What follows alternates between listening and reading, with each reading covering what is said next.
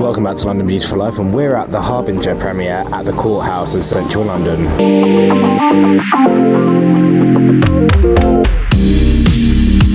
We're at the premiere today. Yes. Firstly, how excited are you to be here today? Yeah, very excited. You know, Jonathan's an old friend of mine. You know, we did a lot of work back in the day together, and I'm a big supporter of his stuff, like he is of mine. So obviously, it's a pleasure to be here to support him and to support this film.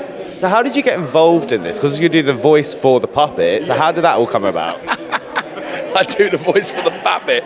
I don't know. Jonathan just asked me because I'm Russian. And I grew up in Russia, and I got a Russian-speaking family, so I can do the accent pretty convincingly.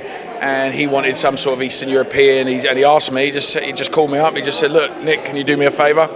I said, "Yeah, sure, no worries." I sent it to him via a voice note, so and I said, "Look, if this is what you're looking for, then let me know, and we'll go studio, do it properly." And it was, I guess, it's what he was looking for.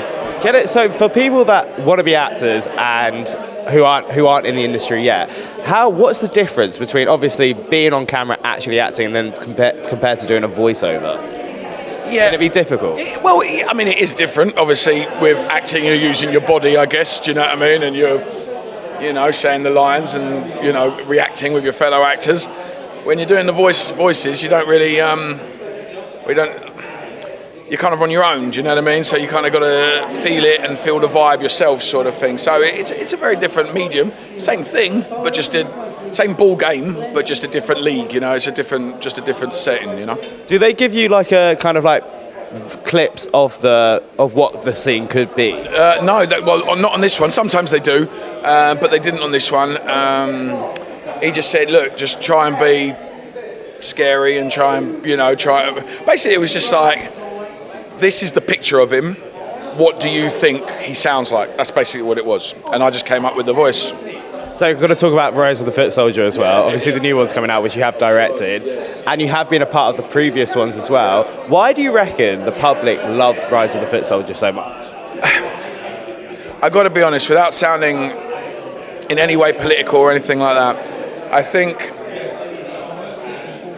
sometimes the film game can be a bit snobbery, it can be a little bit, not classist, I don't want to say that, but I think that the working class fella is a little bit neglected sometimes when it comes to movies, and I think Foot Soldier speaks to that man, the geezer who goes out, does his graft every day, comes back, wants a couple of beers, has his kebab, and just wants to relax and watch something, that's not Inception and doesn't think, it's too complicated to understand or anything, you know what I mean? And just relax in front, with his missus and just chill and have a movie night. And I think that's the appeal of it, Well, the Foot Soldier films have been a stamp for a lot of filmmakers to make films just like Foot Soldier. How does that feel to be a part of that kind of history? Well, listen, I can't thank Andy Loveday enough for that opportunity. I came into the franchise, I wanted to direct the third one, and unfortunately there was a little bit of thing and I didn't get that job. But then Andy, as a way of compensation, brought me in as an actor into number 4. And I did second unit directing on number 4. And I think none of my footage made it into the thing, and I was kind of like, why not, bro? And he was like, mate, it was too good, it didn't match what else we shot. So when it came to Origins, he asked me if I wanted to do the entire thing. And then obviously Origins was, a big hit, and that's why they asked me to do the next one. And obviously that was a bigger hit, and that's why they asked me to do Retribution. So what drew you to Harbinger, the script? Well, dare I say, one of the reasons was that it wasn't a Doctor Who script. That's a very fair point. I was going to actually talk about your career. You've done such incredible things over your career. What is the one thing that really has stood out to you in your career? Well, it has to be theatre. I love theatre. What's so incredible about theatre? Is it the fact it's live? Oh, the adrenaline that you get. That's the only way you get the full punch of what you're doing, How would you say acting and the industry has changed since you started until now? Sorry, say that. How would you say the industry has changed in acting and in theatre and film from when you first started up until today, present time? Well, I did start very, very young, so it's difficult for me to judge because I was in a big bubble the whole time. I found it so exciting. Sorry, Mike. Do you think when it comes to welfare in the industry, has it got better than it was when you were first in the industry? Welfare? I have no idea. I don't have anything to do with welfare. As in, like, when it comes to, like, I guess press have gone. You look back at the Britney Spears days; it was so intense. Like press and like, I know it's so loud here. Press back then was more savage than they are now. So would you say things have got nicer in the industry? Oh, everybody's much friendlier now and much more understanding. I mean, they understand that you're a human being and not a wound-up toy, you know. What advice would you give to a first-time actor? What advice would I give to who? A first-time actor. Oh, don't take yourself too seriously. And then I've got to touch on Doctor Who. What was it like, the original Doctor Who, what was it like being a part of this whole entire franchise of Doctor Who? Well, everything was brand new. We were the first people to do it, so we had a free reign. We didn't have any expectations because we were laying the ground for everybody else. There was also a big surprise that Billie Piper's come back. Have you kept in touch with the storylines of Doctor Who as it's gone in the future? For like Billie Piper's going to be coming back as the Doctor this time round. What's your thoughts on that? Well, I think Billie Piper's fantastic. I've got to talk about your career. You've had such an incredible career over the years, starting with Blue Peter, which I loved. What was it like working on Blue Peter? It's the University of Television. It was an absolute honour to spend so many years doing it. It took me, though, 31 years to get my gold Blue Peter badge, which I was awarded last year. 31 blooming years to get it.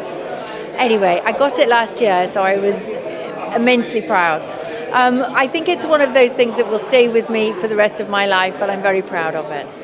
When it comes to also, for people that want to be a presenter, what advice would you give them?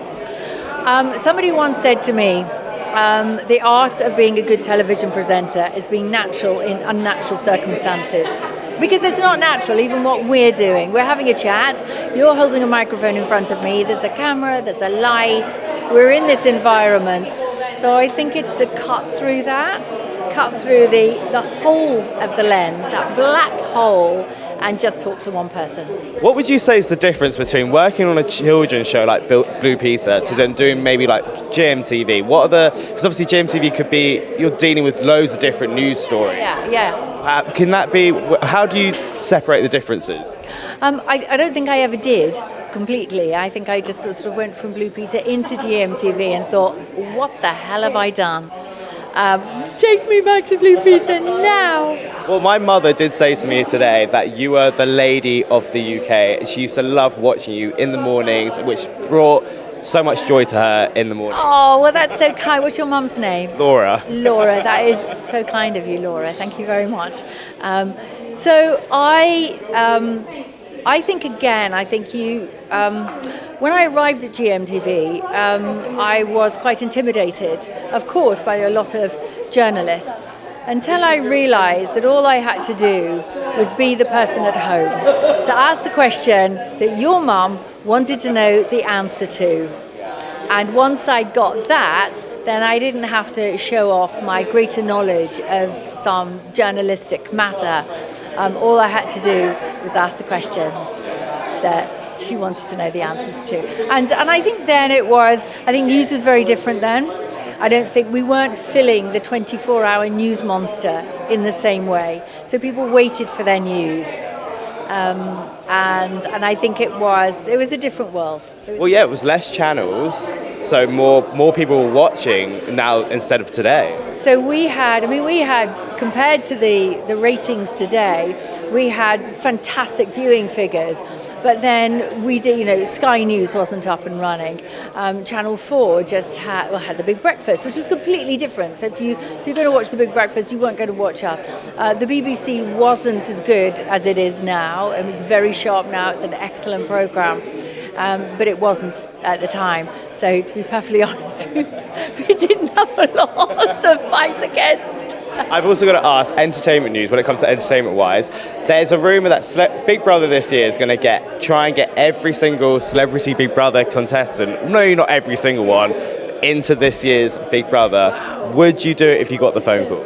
Well, obviously, I am very proud that I did the very first Big Brother, can't even say that, I did the very first Big Brother for Comic Relief. We didn't get paid, it was all a bit of a laugh, it was a bright idea from Richard Curtis, Jack D, well, you know the lineup. It's often talked about. Vanessa Feltz and I are joined at the hip because of that programme. And so Claire Sweeney and myself, in fact, Vanessa, Claire and I shared a bedroom, and we are still good friends, and we still turn up for each other. So I am very proud to have done that one, because it was a very important one to do, because without that, there wasn't I'm a Celebrity anything.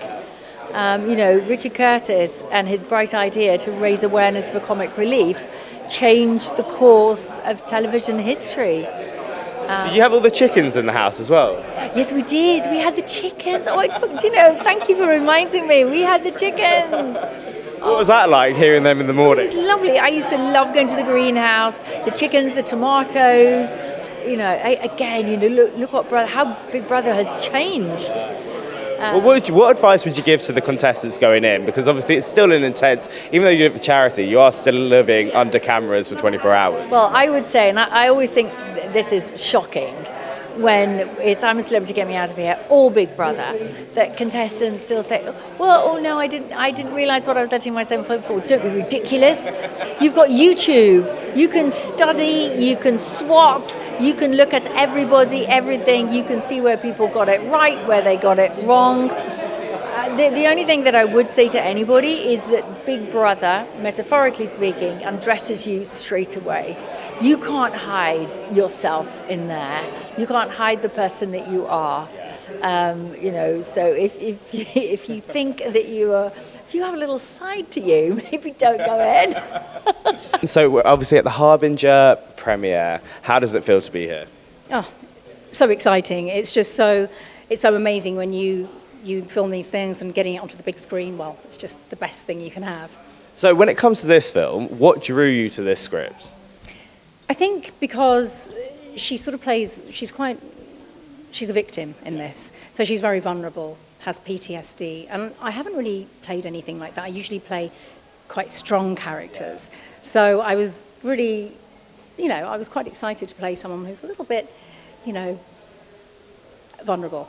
What do you reckon horror fans as well are going to love from this film? Well, there's lots of gore. Yeah. There's lots of scary moments. And there's a really good storyline as well. Yeah. So, we have a great monster called the Harbinger. Yeah. And, people might remember it from Big, with Tom Hanks. It's this sort of Zoltar machine. But in Big, it never really spoke. Just these gases came out. But in our one, he does speak. And it's quite an interesting plot, because you put your money in, you get a card, and that deals your fate. And it doesn't really end well. Well, you've done loads of different types of films, but horror films, they always seem really fun to film. Are they as fun as they look? They are. Yeah. They are. But blood is very sticky, and we always do night shoots, and it was freezing when we did this shoot. So at 3:30 in the morning, when I'm standing there with all blood dripping down my legs and everything else, and you have to do lots of different takes, and it's not that pleasant. But, the end of it looks amazing. So.